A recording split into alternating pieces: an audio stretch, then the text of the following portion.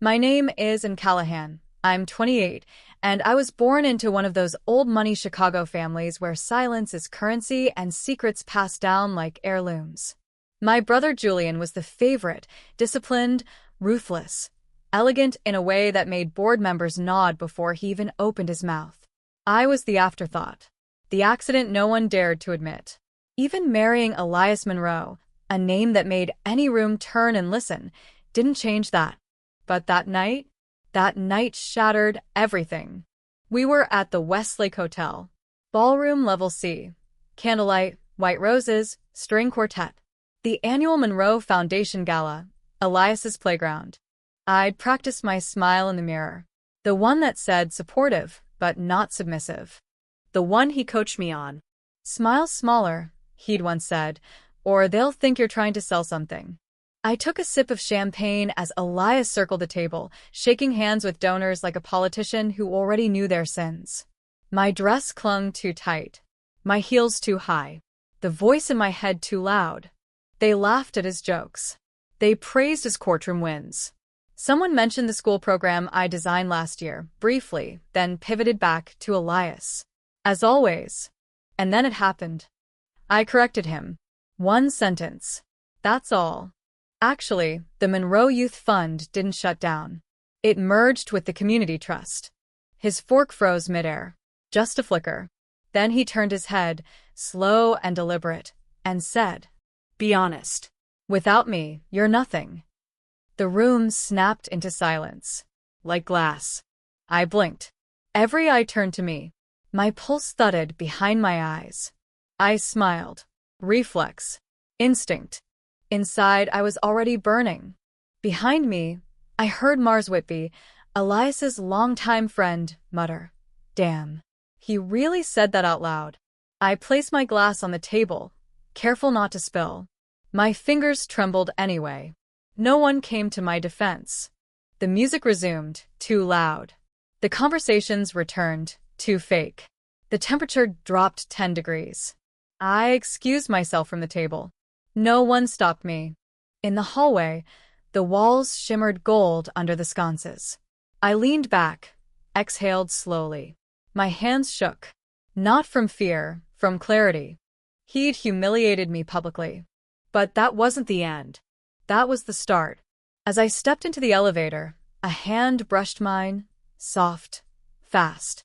A folded note slid into my palm. No name. No logo. Just slanted handwriting. He's hiding something. If you want the truth, follow this. An encrypted email address. Someone had been watching. I tapped the card against my lips, thinking.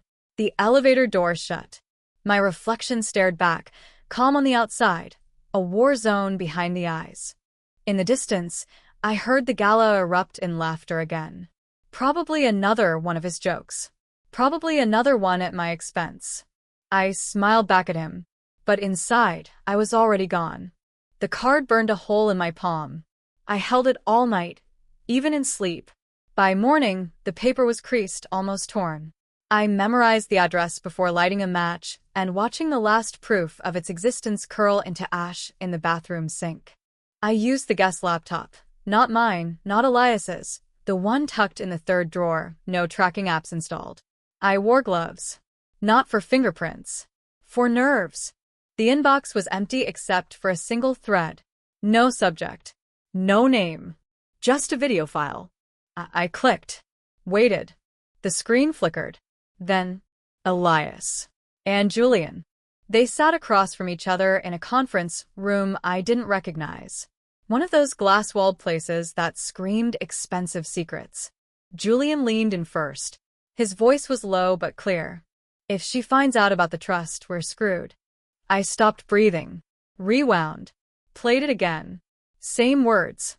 The trust. I had a trust? Keep her busy, Elias said. Trips. Press. Smoke screens.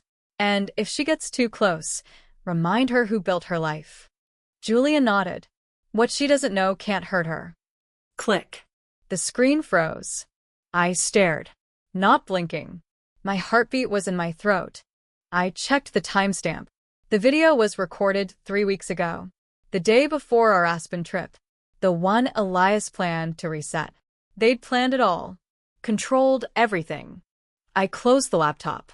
My reflection caught in the dark screen. Not and the wife. Not and the Callahan. Just and a name used like currency. Downstairs, the coffee machine hissed. A car engine idled outside longer than necessary. I opened the blinds. Same black SUV from yesterday. Coincidence? No such thing in my family. I called Julian. Straight to voicemail. I didn't leave a message. I showed up instead. His office overlooked Lake Michigan. The lobby was marble and money. The receptionist blinked when she saw me. He's Not expecting visitors. Perfect. His door was unlocked. Julian stood by the bar cart, pouring whiskey like it was noon in Monaco. When he saw me, his hand didn't flinch. He just poured a second glass. "You've been busy," I said. "So have you," he replied, handing me the drink. "What do you think you saw?" "Not a hallucination." He drank. "You're spiraling. You always were dramatic." I threw the glass. It shattered against the wall, amber running like blood. His face twitched. I pulled out my phone. "Press play. If she finds out about the trust." He grabbed the phone. Threw it. It hit the corner of the bookshelf, cracked the screen, but the audio kept playing. The voice of Elias filled the room like a curse. "You son of a bitch," I whispered. Julian looked at me, eyes cold. "You think you're owed something? It's my name." He laughed. It was. "Until you gave it away." My legs nearly buckled. The room tilted. The window blurred. Julian stepped closer. "You don't understand the structure you live in. You were protected.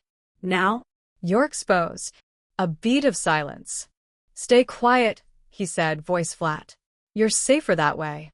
I left. In the elevator, my hands shook. I pressed them to the steel walls to steady myself. The scent of his cologne still clung to my clothes like poison. By the time I reached the lobby, my phone vibrated. Blocked number. I answered. A voice, deep and unfamiliar. "Your silence is the only thing keeping you alive." Click. I stood there, alone in a lobby made of glass and lies. That night, I checked her home cameras. One angle was corrupted. The one facing the back garden. 3 minutes of static. 3 minutes erased. I didn't sleep. I sat by the window with a kitchen knife under the throw blanket. At 3:12 a.m., the motion light turned on in the backyard. I held my breath. No wind. No animals. Just light. I checked the feed. Static again. And then it clicked. The system hadn't glitched. It had been overridden. I wasn't losing my mind. Someone was trying to erase it. By morning, my bank app showed 3 things. 1. My joint account with Elias had been frozen. 2. My personal savings were drained to 0. 3. A flagged transaction for $140,000 was under legal review for suspicious activity. I stared at the screen. No error. No mistake. Just a quiet, deliberate move. That was the first bullet. The second came at 10:14 a.m. in the form of a white envelope marked "Confidential, Internal Hearing Notice." Sent by Monroe Trust's legal department. I opened it with a steak knife. The words blurred as I read. An emergency inquiry had been opened into financial misconduct linked to my name. An internal audit had flagged my digital signature on several asset movements over the last 6 months, movements I didn't authorize, in a system I had no access to. According to the letter, I was now under review for potential breach of fiduciary duty. My name. My reputation. They were taking it apart. I called Elias. Straight to voicemail. Then again. Same result. I drove to his office. Rain hit the windshield in violent diagonal slashes. The Monroe building loomed like a knife in the sky. Reception told me he was in a closed arbitration session. No visitors allowed. I'm his wife. Blank stare. That didn't matter anymore. By noon, I was no longer Mrs. Monroe. I was an asset in default. I walked out, soaked to the bone. The sky cracked with thunder. That's when I saw her. Sam Ortega. Standing across the street in a navy trench coat, hair up, phone clutched tight. I ran toward her. Traffic honked. She pulled me into a side alley. Why now? I asked, voice brittle. Because you're in too deep to pretend anymore, she said. You're not being accused by accident. You're being set up. I blinked. By Elias? She hesitated. That pause was a knife. Not just him. She handed me a USB. Take this. Watch it in a secure device. And whatever you do, don't plug it in at home. Before I could ask anything else, she was gone. Disappeared into the crowd like smoke. I went straight to the Halley, a boutique hotel I used to use for photo shoots. No history. No connection to Monroe. I paid in cash. Room 304. Curtains shut. Door double-locked. Laptop borrowed from the front desk for guest convenience. I plugged in the USB. One file. A voice recording. Two men talking. First voice, Elias. Second ami s'accabli Mars Whitby. If she talks, Elias said, we bury her with that fund fraud. Make her look unstable if we have to. Mars logged. She's halfway there already. Exactly. All we need is one more public outburst. One staged call to a psychiatrist. One bad reaction on record. You're a cold bastard. You marry power, you manage liability. The file ended.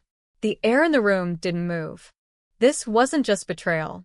It was strategy. I grabbed the lamp, hurled it against the wall. Shards everywhere. I sat on the floor, breathing through my teeth. You don't survive betrayal by playing fair, I whispered. The next morning, news broke.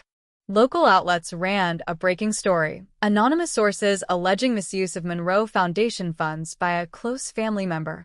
The photo was blurred, but my silhouette was unmistakable. In an hour, it spread to national finance blogs. Calls flooded my phone. Reporters. Former friends. Even one producer offering a redemption arc interview. I didn't answer a single one. I went to the courthouse. I needed a paper trail. A real one. I requested every legal document with my name and Elias's name attached over the last 5 years. That's when I found it. Buried in the Monroe filing records, a line item titled Revocable Trust Transfer and Callahan Monroe, Amended Signatory Authority. Dated 3 months ago.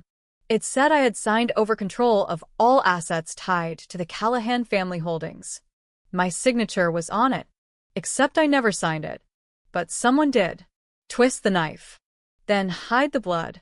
I showed the clerk the paper. This isn't my signature, I said. He shrugged. Then you'll need a forensic document expert. That would take weeks. Time I didn't have. I stepped outside. And that's when I saw it. A black car. Parked too long.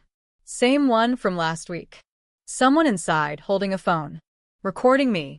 I turned. Vilket fast. They followed. Left on Monroe. Right on Fulton. I darted into a flower shop. Hid in the back, near the hydrangeas. I watched them pass by the glass. They didn't see me, but they were watching. And they weren't done. They think I'm broken. But I've only just begun. I booked the train to Michigan under the name Claire Barrett. One way. No return. Fake ID. Cash-only hotel. Burner phone. Not paranoia. Pattern recognition. I needed access to Julian's penthouse. I needed the truth. He'd left town for a leadership summit. His assistant posted about it with a glass of scotch and a pretentious caption. Power doesn't rest. Neither do we. Good. His building had 3 layers of security. But old money loves old habits, and Julian still used the same housekeeper he did when we were kids, Maritza. I still remembered her granddaughter's birthday. I left flowers at the service entrance. Inside the card. Can you buzz me in for just 5 minutes? Family matter. A. The lock clicked 2 minutes later. Penthouse 45. Elevator opened directly into his unit. The silence inside was too clean. Like no one had ever really lived here, just performed. The study was on the left, hidden behind a wall that looked like wine storage. I pressed the shelf near the Bordeaux. It gave way. Inside, Leather chairs, antique globe, 2 safes. One wall was covered with framed awards. Another with oil portraits. The third, Books. but not just any books. Hollowed out. A decoy. I checked the safe. Digital keypad. I tried his usual passcode. Our mother's birthday. Nope. His own? Too obvious. Then I tried mine. It opened. That's how narcissists work. They think keeping you close means keeping you under. Inside, 2 drives. One red, one black. I pocketed both. As I turned to leave, the alarm blared. Motion detected. I ran. Down the service stairs. Past the mail room. Into the alley. I ducked into a parked laundry van. Lay flat. Waited. Footsteps. 2 male voices. One clipped, the other nervous. Are you sure she got in? She triggered the code. 3rd shelf went hot. Boss said. They kept walking. I waited until their footsteps faded, then bolted across the street and into an Uber I'd pre-scheduled from a fake account. I didn't speak. The driver didn't ask. Just drove. Back at the hotel, I scrubbed the drives with alcohol before plugging them into the clean laptop. The red drive. Folders of documents. Labeled. Monroe Holdings Diversion. Callahan Estate. Transfer. Trust Doc. Signatory Override. Each file was date-stamped and time-coded. All digitally signed. All forged. But someone had left comments in the margins. PDF annotations. Elias. Mars. Julian. And a name I hadn't seen in years. Cassandra Delacroix. Cass. She used to run PR for our family's nonprofit. Then she disappeared. Rumor was she moved into private finance. Now her name sat on top of a document that funneled $4.8 million from the Callahan Foundation into a shell entity in Belize. My name was on the authorization line. Again. This wasn't just betrayal. It was laundering. The black drive? Video files. Security cam angles. Boardroom clips. Voicemail rips. And then Sam. On screen. Whispering into her phone. Standing on a street corner. This goes deeper than I thought. If something happens to me, I need you to tell her the truth. Tell, and the video cut. No date. No follow-up. Just static. I called her number. Disconnected. I ran a background ping through Kellen's tracker bot. It lit up one location. Northwestern Memorial, ER. I froze. Typed in again. No records under her name. She'd vanished. I messaged Kellen. Check aliases. Emergency admissions. 48-hour hold. Psychiatric code 558. A. 3 minutes later, he replied. Got one. S. Ortega. Transferred out. No discharge listed. Vanished. Just like the camera footage at my house. Just like the 3 minutes of static. A pattern. Someone was cleaning up. Too fast. I called Kellen. Straight to voicemail. I messaged again. No response. I tried the hotel phone. Disconnected. My burner lit up. One new message. A photo. My hotel room. My exact window. Taken from across the street. A caption. Look behind you. I dropped the phone. World. Nothing. Curtains closed. No movement. But I knew. They were in. The storm had come early. The real villain wasn't Elias. It was someone who knew me before I knew myself. Julian's estate loomed over the bluff like it was watching the lake breathe. I parked a half-mile out. Walked the rest under fog and tree cover. Security lights blinked lazily across the lawn. Cameras panned too slow. Like they hadn't updated their tech in a decade. Old money always thinks it's untouchable. I didn't knock. The door opened with the same code I used as a kid to sneak into the wine cellar, 0601. Our mother's birthday. The irony wasn't lost on me. Julian was waiting in the solarium, whiskey in hand. He didn't flinch when he saw me. And, he said, like my name still belonged to him. You know why I'm here. I could guess. He took a long sip. But I'd rather hear you say it. I tossed the red USB onto the table. How long have you been laundering my name? He didn't even blink. Since Dad died. Silence. You think we inherited power and, he said, we inherited debts. And your name was the cleanest currency. My name isn't yours to spend. Julian leaned forward. Everything that's been done has been done to preserve the structure, to protect the house. You don't tear down the roof just because you don't like the wallpaper. That's not structure, I snapped. That's control. He smiled. Cold. Same thing. I pulled the black USB. Hit play. Cass's voice echoed from the drive. Julian's hand clenched around the glass. He stood, pacing. You kept her name off everything, Cass said in the recording. But you can't keep her off the radar forever. She's too volatile, Julian replied.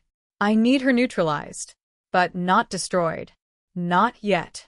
My stomach turned. You wanted me gone, I whispered. But not dead. Just quiet. Manageable. Legally erased. Julian turned. You don't understand. Then explain it. Silence. Then. You were never meant to inherit anything. What? You were a liability. You still are. But I figured if we controlled your paper trail, we could still use your presence. Make you useful. Useful. Like I was an asset on a spreadsheet. You weren't supposed to look this deep, he added. That was your one job. Stay blind. Something broke in me. Was Sam part of the deal too? He hesitated. There it was. You knew, I said. You knew she was trying to expose it. She didn't understand what was at stake. You mean your seat at the table? She's not like us. She's my sister. His face hardened. No. She's the mistake our father tried to bury. Just like you. The glass in my hand shattered. Blood ran down my wrist. Julian stepped back. And I didn't hear the rest. I left. Drove until the world blurred. Until the roads disappeared behind sleet and smoke. Stopped outside an urgent care. They stitched my palm. No questions asked. I sat in the parking lot and watched my breath fog up the windshield. There are two kinds of people in the world. Those who burn things down for control and those who burn to survive. I'd spent years thinking I was the latter. I was wrong. Cass was next. The name kept repeating in my head like a drumbeat. Cassandra Delacroix. The woman who disappeared into private finance. The one no one questioned because she was legacy. I called Kellen. He finally picked up. Where the hell have you been? Alive, he said. Barely. Someone wiped my system. Burned my backup. Physical drive torch. Cass. I traced her to a network of shell companies. Most are dead ends. But one isn't. Exactly. He sent me a screenshot. Cass Delacroix listed as executive director for a shell corp linked to a federal lobby firm. Address, D.C. But recent activity in Chicago. They're circling you, and Kellen said. You're the last variable they can't model. I looked at my stitched hand. Blood seeping through gauze. They wanted to erase me, I said. Now I'll make sure I'm the last thing they see. The hearing was held in a mirrored boardroom on the 31st floor of the Delacroix building. The kind of place where confessions are silenced with NDAs and justice is measured in stocks, not truth. Cass sat at the head of the table, draped in black silk. Her eyes were unreadable, but her nails were freshly painted, red, like a warning. Julian was 2 chairs down, Mars behind him, Elias across from me, half-shadowed. I wore gray, neutral, controlled. Deadly. You requested this arbitration under Emergency Clause 7A, Cass said, voice smooth as polished stone. Do you have new evidence, and? I nodded. Kellen had hacked into their private comms server. What we found made every other betrayal look like child's play. I stood, hand steady, and plugged the final drive into the overhead screen. Static. Then clarity. Cass's voice. Recorded less than 48 hours ago. She was always disposable. That's why we built the trust around her. Not for her. Julian's reply. What if she flips it? Then she burns. Along with everything tied to her name. Gasps. Someone shifted. A pen dropped. I kept my eyes on Elias. He didn't blink. That told me everything. I pressed play again. This time, I let it roll. Contracts. Financial diversions. Shell companies. Insider names. It was all there. And then one last file. Video footage. High resolution. Taken from a now-erased camera. Cass, instructing an intern to forge my signature on the asset override documents. I want this to look like her decision, she'd said. People don't question a woman if she's unstable. They just assume. Cut. Dead silence. I turned to the panel. 3 federal observers sat still, scribbling notes. Then, the door slammed open. Detective Kaya Brooks entered with 2 federal marshals behind her. Cass Delacroix, you're under federal investigation for fraud, conspiracy, and obstruction of justice. Cass stood. This is absurd. Kaya walked slowly. No, Cassandra. This is overdue. They cuffed her. Julian tried to stand. He didn't make it far. Kaya's voice again. Julian Callahan, you're also named in the investigation. We'll talk about extradition after the audit. Elias looked at me like I was glass. Something he once owned, but never understood. I leaned in. You told me I was nothing without you. He opened his mouth. I didn't let him finish. I walked out. Flashes exploded outside the building. Reporters screamed my name. Microphones reached like claws. I didn't speak. Some truths don't need repeating. I made it to the sidewalk. The wind hit my skin like a slap. I breathed. 1, 2, 3. Behind me, sirens. Above me, sky. Cass was gone. Julian would rot in courtrooms. Elias? He'd fade. Cowards always do. But me? I wasn't erased. I was rewritten. 6 weeks later, I stood in front of a full room. Not press. Not lawyers. Not enemies. Survivors. Women. Young professionals. Journalists. One judge. All of them burned by names bigger than their own. I held up a document. Original trust papers, voided by the state. They built a cage out of my name, I said. Then handed me the key and told me to stay inside. Someone clapped. Then more. And more. I smiled. Real this time. Later that night, Sam called. She was alive. In hiding.